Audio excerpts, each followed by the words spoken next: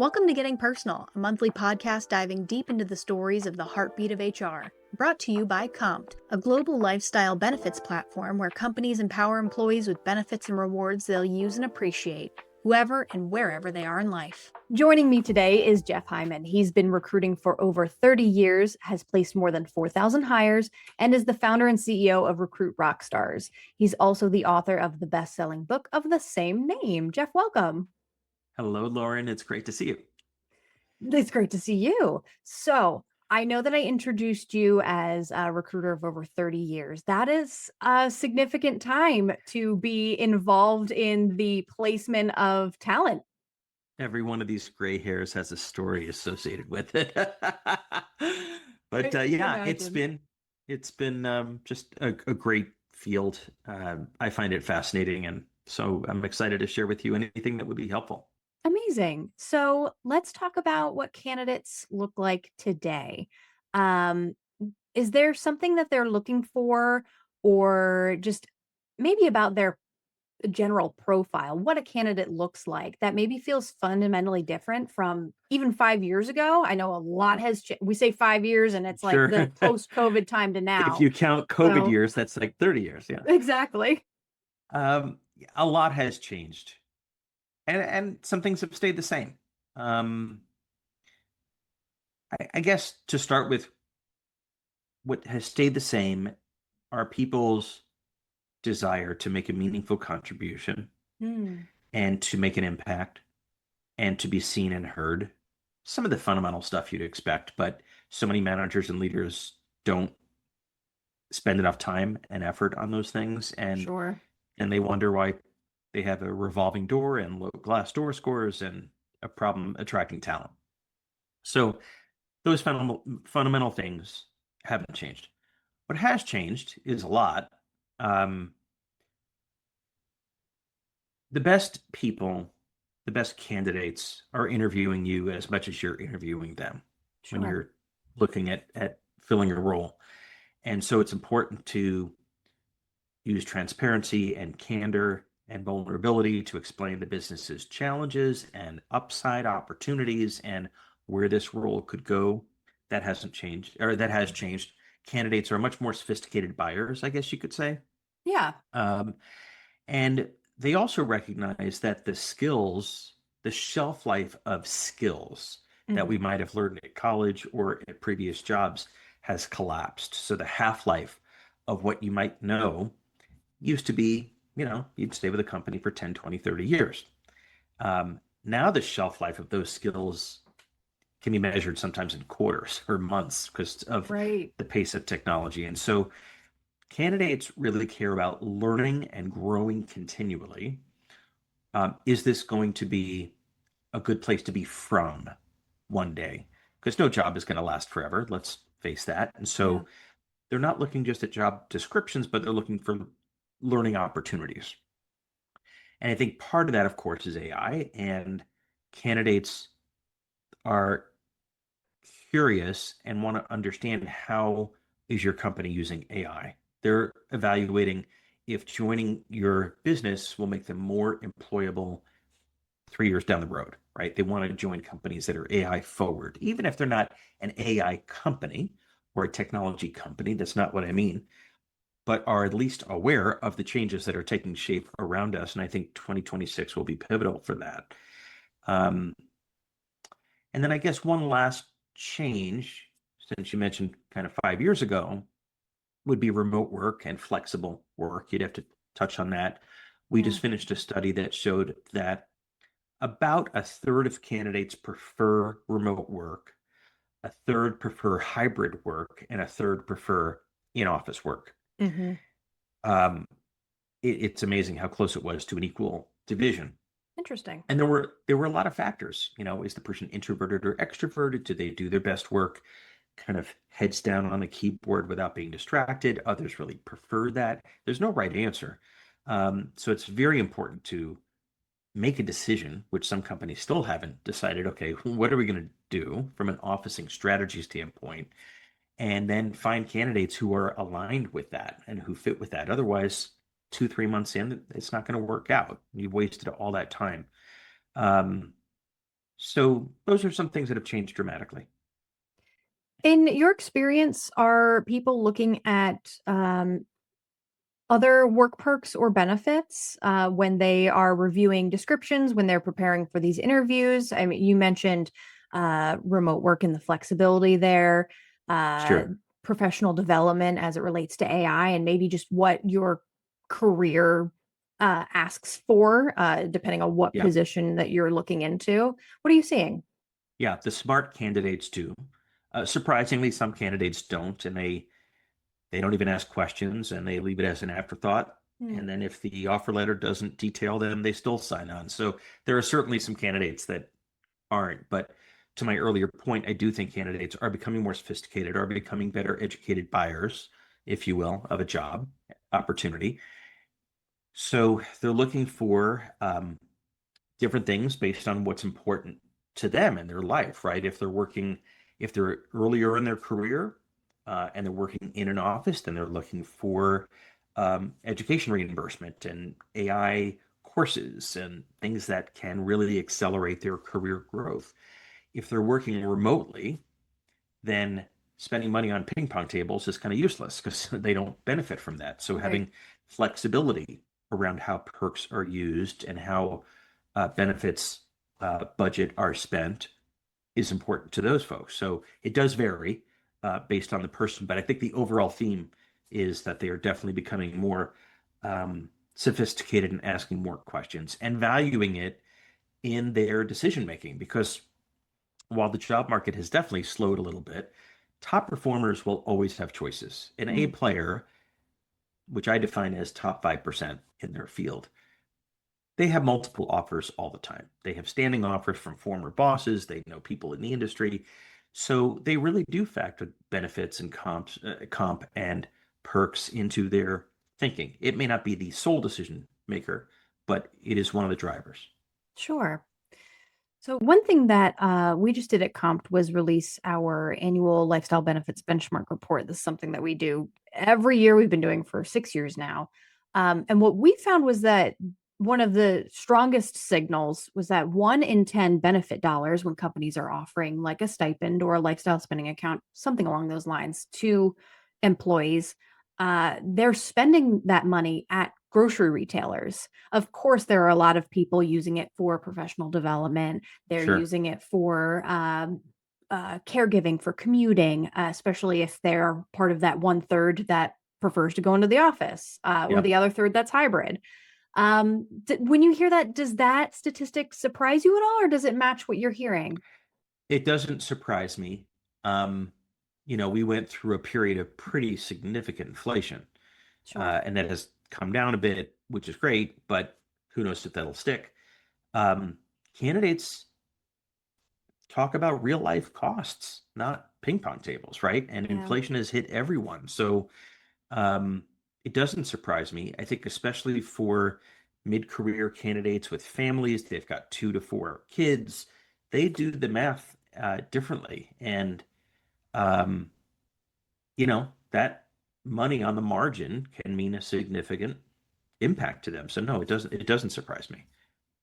How would you educate those who are maybe new to trying to figure out what they should be asking for when it comes to total compensation? Are you encouraging them to look beyond salary and what the full benefits package looks like? Tell me more about those Sure. conversations. You're talking about with candidates or Yes, employers? Yeah, with candidates. candidates. Yeah. Yeah, we try to educate candidates. Our clients are typically the employer. Mhm. And our book Recruit Rockstars has a whole section on this, Sure. but when we're educating candidates, it is to value the entire comp package, Yeah. which um, compensation itself used to be a black box when I started in the career long, long, long time ago. Um, Comp was all over the map. There was no websites that showed compensation. There was no compensation transparency. There was, the same role might have been X dollars, and at another firm in another city nearby might have been X times two. It was a big difference. That Yeah. has shrunk with information transparency and the internet. Now, you can kind of understand that a company's offer is in the market, and so benefits and perks start to play a bigger role as a decision maker and as a way for the employer to really differentiate themselves. Um, on the margin, if it's in the form of amazing perks like education reimbursement and things like that, if it's important to candidates, we tell candidates you really have to value that. What is the monetary value, not just today, but over the course of your career, if you're ahead in your AI development? And I'm just using AI as an Yeah. example. It could be any kind of professional skills. Could be networking clubs that a company reimburses, a LinkedIn premium membership. So all those things that you can value and quantify, and then flexibility of those perks adds even more value because then you, Mr. or Ms. Candidate, can spend that money the way is important to you. Sure. And for some, to your earlier point, it's groceries, and to other, it's education reimbursement. Right. For some, it's a gym, or GLP-1, which I predict will be a major use of um, benefits and perks over the next few years with the growth and the adoption of GLP-1s. So we talked about what this looks like for candidates. What about from the employer side, since that's what Recruit Rockstars, what your client base looks like? Well, we tell them to benchmark. You got to start by knowing where you are. And so many companies don't benchmark, which, by the way, doesn't have to be a big, expensive benchmarking study. There are firms that sell these, and they're very expensive and very complex. Speaking with, three comps or three leaders at companies in your field or in your city or your industry gives you a pretty good sense of what's happening in the market. So it doesn't have to be exhaustive. And of course, you can ask AI to do an exhaustive summary of the internet and summarize all that for you now. Um, and I don't think you need to be top of market. In fact, you're never going to be top of market because Facebook and Meta and Tesla and Apple are always going to have deeper pockets than you as an employer. Sure. So the question is, where you kind of want to be. We advise our clients typically to try to be at the 70 to 75th percentile. So you don't need to be top of market, but you want to be above average. Okay. And that's a really good sweet spot to be. It tends, as comp and benefits go, it tends to attract what I call missionaries versus mercenaries. Missionaries are people that, it's enough, but they really are joining the company not just for money, but for other things. They have a affinity for the mission and the people and the culture, whereas mercenaries are just looking for the top dollar, the top compensation package. And quite often, those are the first ones that you lose when a headhunter calls them with more money because there are always companies that can pay more money. So that's where we Right. advise our clients to be. That makes a lot of sense, especially as people become more just educated on what compensation as a whole looks like, how to negotiate for what type of employment contract you want to have, what type of benefits that you want to have. I'm even down to the flexibility within your work and trying to understand, like, if Absolutely. the culture allows for easily taking your kids to the dentist during the workday, something like Absolutely. that. There have been studies, as you know, but the listeners may not know recently that, with each successive generation, people are beginning to value these things more.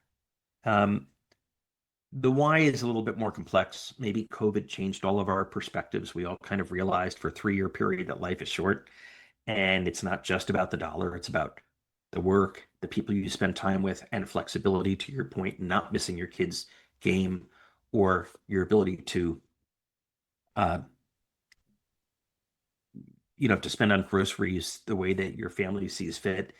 People value those things a bit more than in the past. In the past, it was about stability Mhm. and job stability and career path, and now it's a lot more about the experience, the flexibility, the fact that you see and hear me as a person, and of course that ties to benefits and compensation. Sure. So you want to think about the types of people that you recruit into your company and think about what generation they're in.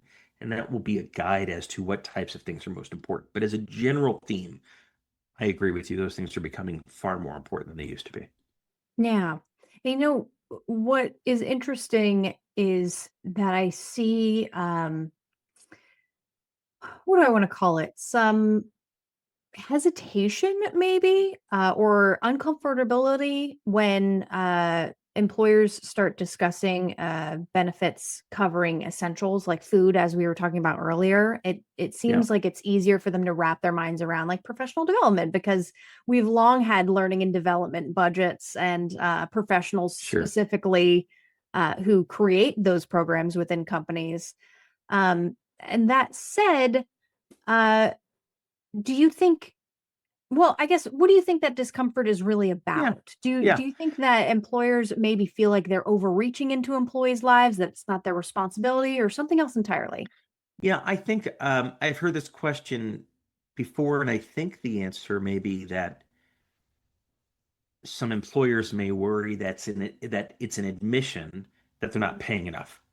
Oh, So if I bring up your ability to afford groceries and the fact that our benefits may help you do that, am I subliminally saying we don't pay that well on the comp side, on the salary side? sure. When the reality is, no matter how much you pay on the comp side, it may not be sufficient for different people. Especially again, as an example, we have a lot of clients that are distributed across the US Hmm. and they don't vary compensation by geography. So a role pays X. Well, you and I both know that in New York or in LA, that is a 50% uh, Yeah, haircut versus what X is in Nebraska or Iowa. And so rather than going through all those machinations, we leave it to our employees to apply the benefits any way they see fit. That can sure. be food, that can be education, that can be, you know, GLP-1s, it can be whatever. Um, but I do think there's a bit of a generational gap. Older Mm, people, older execs, myself included, grew up with pensions and stability and career longevity. right. Now, there's a gig economy mindset and the anxiety that comes with that. And knowing that uh, your employees can apply their benefits as they see fit demonstrates flexibility, but also maturity. We trust you. You're a grown up. Spend it any way you see fit. Yeah. I think companies that are sophisticated about attracting the best candidates are getting over that discomfort that you described. But I can Sure. understand it. Yeah. To your point, in treating employees like adults and allowing them to choose what fits best for them, our research found that 70% of the stipend dollars that people are using are going to like tens of thousands of unique vendors. Mm, So it's not just I'm shopping on Amazon, I'm shopping at yeah, Walmart. yeah, yeah, Of course they are doing these things, but when you see 70% going to the local coffee shop or a yoga sure, class in town or sure, the babysitter so you can have a yeah, night out, yeah, I think that says a lot about what candidates are looking for and how employers can support it. right, And to your point about learning AI or whatever sure, else professional development looks like, or GLP-1s, a wellness stipend isn't necessarily here's your gym membership. It could be sure, the GLP-1 or something else entirely. absolutely. And I think it's confirmation that the old approach to benefits, which was kind of a peanut butter approach, just kind of Ah, spread it and everyone gets the same. Um, I do think it's on the way out. And um, flexible savings accounts were part of that hmm, change, health reimbursement, um, as well as the geographic distribution of companies where they have employees all over the place, right. just multiplies instantly the number of vendors that we're talking about. It used to be, a company in Chicago, there were 20 vendors or companies that those perks or those benefits were spent on. And now with a company that has people in 17 states, you're talking hundreds and hundreds of vendors. Right. So we've talked about what candidates, I mean, based on our data and based on what you're seeing, what candidates are actually using. But in conversations that you're having with employers to address these things, what are you finding that candidates say they want versus what actually makes them say yes to a job offer?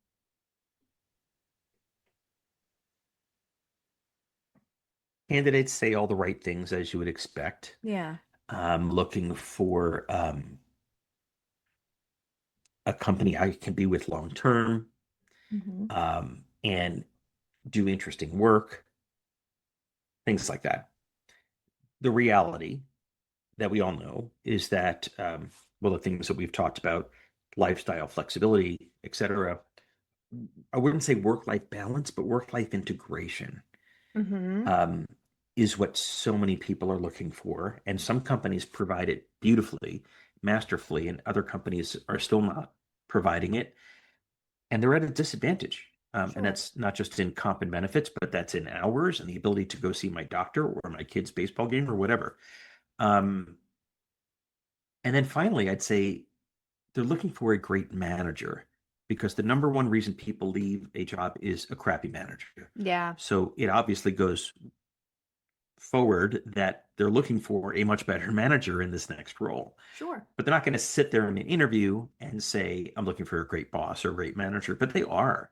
And so it is a very effective recruiting strategy to explain and educate candidates on the fact that your manager is measured based on your experience here and your journey here and your longevity here. That affects your manager's career aspirations and pay. And so they're aligned interests. Um, that's a very um, useful recruiting strategy. That sounds like something that companies maybe underestimate the importance of. Sure. So, is there something else that they underestimate, or on the other hand, that they overestimate as the importance in this seemingly dance between attracting talent and hiring people? I think they overestimate um, titles to some extent. Hmm. We used to be a very hierarchy driven title kind of society. Yeah, That has changed as well. It's important to some people, and I understand that, but it is a lot less important than it used to be. So big fancy titles, I think, don't impress people as much as the kind of things we've been discussing. sure. Um, Salary, sure, that's always going to be important, but also upside compensation. What happens Yeah. if I deliver XYZ results? What's in it for me? Are there equity participation, upside, profit sharing, all kinds of upside compensation, which ironically attracts top performers because top performers are confident that they're going to come in and make an impact, regardless of their role or department. And so, yeah, a salary is important. It pays the bills, but it's not in and of itself motivating. What is motivating or can be is upside compensation. Hmm. So we work a lot of times with our clients to structure an upside compensation package. It doesn't have to be enormous, but it's enough that it really is a great incentive. Sure. Those are some things. When you look back across 30 years of recruiting, what would you say keeps changing and what maybe never does? I know we talked about this from like a 5-year snapshot, but maybe from a whole, because Yeah, things are constantly changing in the always, workplace. always. Well, the recruiting process itself is changing. Yeah. We have a number of clients now experimenting with using AI in the recruiting process. Hmm. It was unheard of, a couple of years ago, but imagine having an AI phone screen that interviews your candidates. And many people would say, that's crazy. The whole recruiting process is about humanity and human and being personal. I would never entrust an AI bot or agent to do that. But if you think about it, and studies are starting to confirm this, there are actually a majority of candidates that prefer to interview with an AI agent than a human. Well, how can that Interesting. be? It's seen by many as more objective, as more fair. Um, don't forget, interviews are one of the most nerve-wracking experiences that we ever have, other than, getting divorced and public speaking or whatever. Job interviews are right up there. And so there's a perception in the research that I'm not being judged by a human, I'm being judged by a technology agent, right? Interesting. So the recruiting process is changing. Obviously, video interviews like the one that we're doing, and all Yeah. that has changed since COVID. Um, but I think more importantly, the criteria that companies are using to evaluate candidates is changing. It used to be skills and experience. Where did you Hmm. work? Where did you go to school? How many years have you done this? Blah, blah, blah, blah, blah. Now, the smart companies are looking for things that in this next generation, especially around AI and technology, are going to be super important. Your learning ability, your open Yeah. mindedness to change, your confidence, your um, willingness to experiment with and try technology and fail. These are things that AI is going to require. And like I said earlier, the half-life of the information that you know and the skills that you know Right. is the half-life is shortening so much. But these characteristics are really deeply embedded in people. I call them DNA. They're hard to teach and train, and people either have it or they don't. So our clients are starting to look for those characteristics far more in recruiting and hiring than just skills and experience in education. It's interesting. Um, that in mind, if we then jump to the future, what do you think companies are going to look back on? Maybe we jump 5 years into the future, say, look back on now in between that time and say, oh, we should have done this differently, or we missed this opportunity. What is on the horizon right now? I know we're talking about AI recruiting, and that kind of Yeah. sounds like one of those things. Yeah. Is it more of that? Is there something else entirely? I think there is something else entirely. Uh, I don't know the time frame that I think it's going to play out, but if you believe that AI will fundamentally shrink the time that it takes to do so many things in a business, so many processes, so many functions. It's not going to reduce it to zero, but a human will be able to do 5, 10, 100x compared to what they were. That's Hmm. going to make, I think, two big changes. One is compensation, and benefits are tied to that. Yeah. How do you pay someone if they're doing 100 times more? Do you pay them 100 times more? Probably not. Do you put all that money to the bottom line in savings? Probably not. Um, it's probably something in between. So, how is that going to affect compensation structures? Yeah. I don't have the answer, but I think that we're all going to need to think about that pretty substantially. The second is the nature of the job and employment itself. Are we going to see more people become basically their own company of one, like a consultant or a contractor or a gig worker, whatever term you want to use. Hmm. And maybe they work primarily for one business, but they also have other gigs or consulting projects around that, which supplement their income and their knowledge base. Right now, companies don't like that much, right? They want someone who's locked and loaded. I Sure. own you 24/7, and I understand that. But if I can get my work done 10 times faster and you don't need all of me, then I'm going to sit around and be bored. I'm going to quit. So that's not good for either of us. Right. Plus, I have opportunities to generate more income for me and my family, Hmm. which I do think will become more important. So, to answer your question, I think the comp structure and design and the work structure and design are going to change dramatically. Won't happen this year, but I think over the next 10 years, it's going to play out and look very different than it does today. I do see a shift in many people, especially in HR, who have moved from in house to more consultant, freelance, independent contractor kind of roles. I think we've seen that historically in marketing, and but it almost tends to seem to be either in house or agency, and not necessarily an individual Correct. person. Yeah, So correct. yeah, I get what you're saying. If That's you interesting. if you look at Upwork as an example, Yeah. Upwork is filled with um, individuals who have a skill. They hang out their shingle effectively, Hmm. and they can pick and choose their projects. Some of those projects might be an hour, some might be a year. They can do multiple of them simultaneously. It's a great way to not just maximize one's income, but optimize your life and your flexibility. Now, that's not going to appeal to everyone, understandably. Some prefer the security of employment, so to speak, but we are going to see more of that over the next time period. Yeah. Your point that you made earlier also about titles, I think relates to compensation and benchmarking and how all of that is getting messier, Sure. stickier, whatever you want to call it. Because I lived through the dot-com uh, period, if you can believe it, and there was massive title inflation. yeah, It just, companies would throw titles at people and it didn't tie to compensation and structure. And I think people now realize that, okay, comp and benefits is one thing, title is another thing, and they're loosely connected. interesting.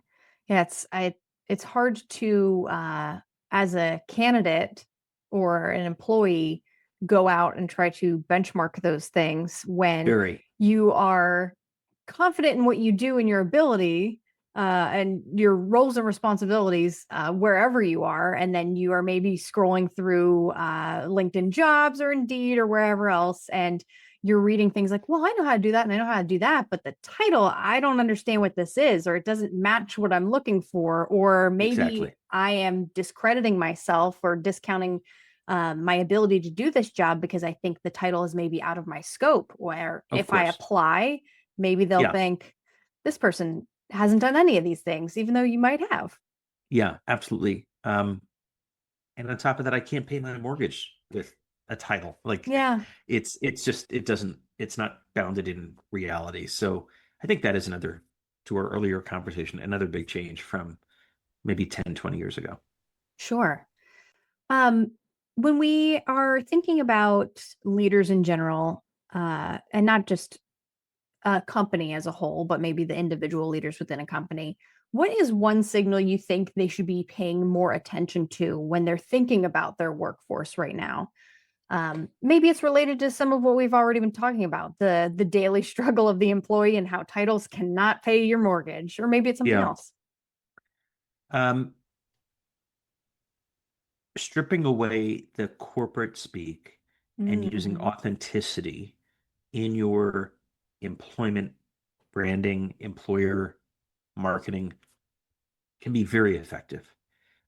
Candidates are extremely skeptical. So we've all, as a society, become very skeptical consumers. Mm-hmm.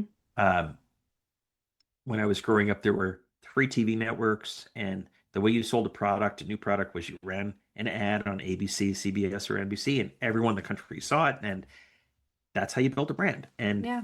I think over time, with the fragmentation of media and how little time we all have, and social media, of course, and ratings and rankings online, like on Amazon, or in the Mm-hmm. case of employees, Glassdoor, we've all become very skeptical consumers. The same in looking for a job. We're looking for an employer.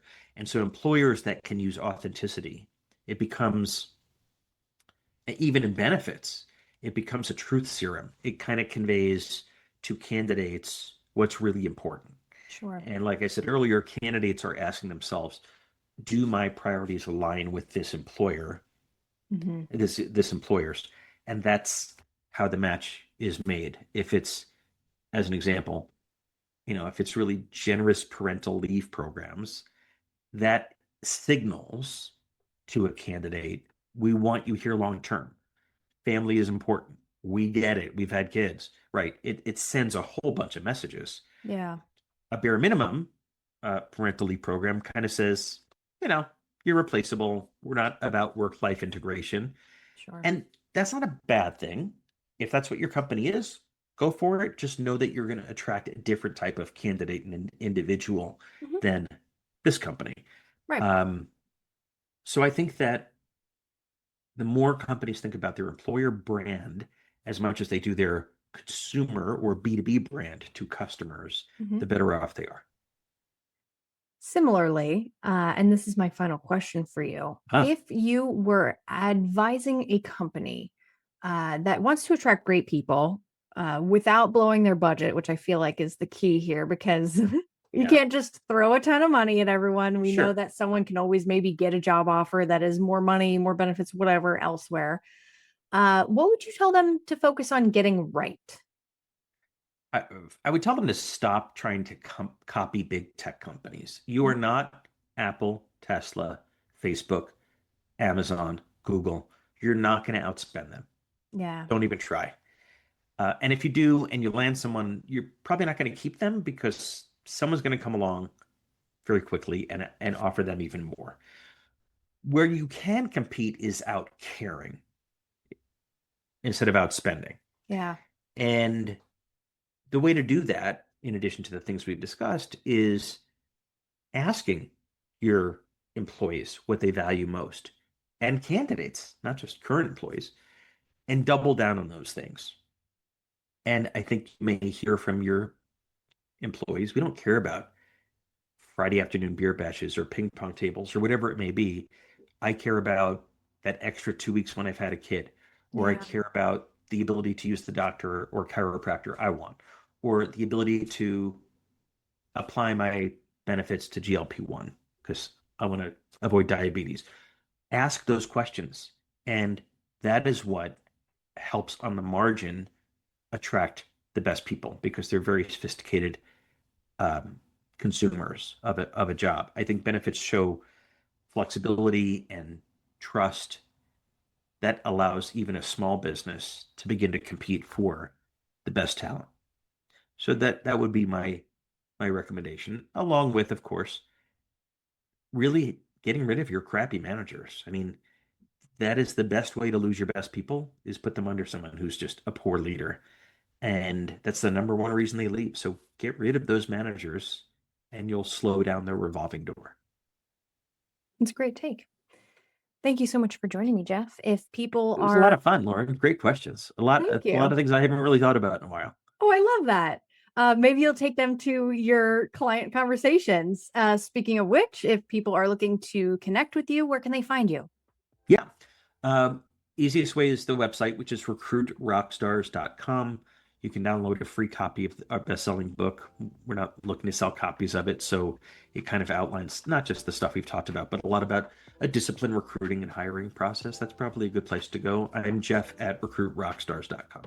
Thanks for joining us on Getting Personal, brought to you by lifestyle benefits experts at Compt. Remember, you can always find more stories and helpful insights on our LinkedIn and blog.